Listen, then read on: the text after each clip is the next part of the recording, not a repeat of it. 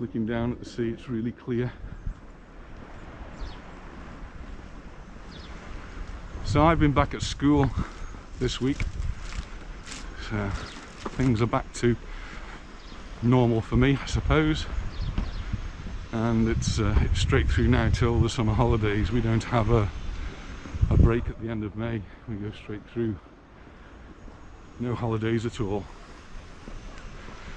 One little adventure we had in the week was the car had its MOT, which here is called the ITV, the inspection of vehicles, technical inspection of vehicles, ITV. It's always a bit of a worrying time, I think. I know when I was in England it used to worry me. The car was coming up to its MOT, will it pass, will it fail, how much is it going to cost? Well, thankfully it sailed through.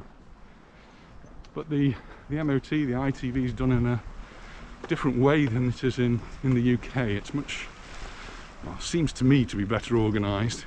It's not done by individual garages as it seems to be done in England.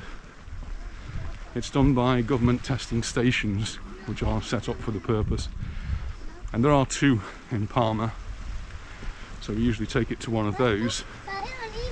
But because of the pandemic last year, they couldn't do the tests, and then when they started doing them again, they'd obviously got a backlog, so they had to extend people's MOTs and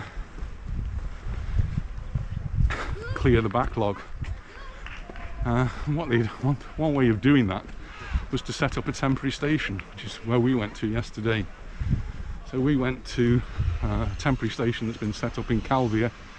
It's actually a big marquee with all the gear inside, and you don't get out of your car at all. You go in and you drive up to a little kiosk, and there they take your details, pay your money, and you just go through the testing procedure where they test all of the things that they would in the UK.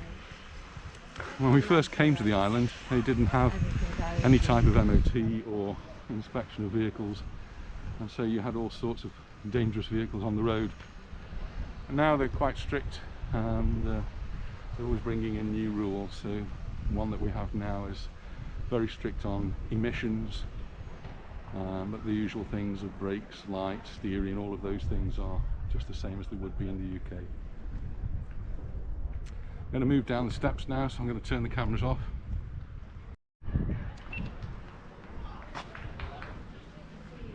So the car did actually pass its ITV, and they give you a sticker that you put in your car, and for my car it's for 2 years, so I've got 2 years now, I don't need to worry about it.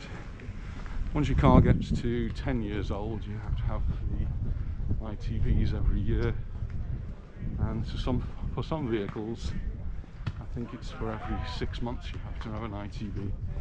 Those are ones which are involved with more business use. A new car, if you buy a new car, doesn't need an ITV until the first 4 years, I think, 5 years.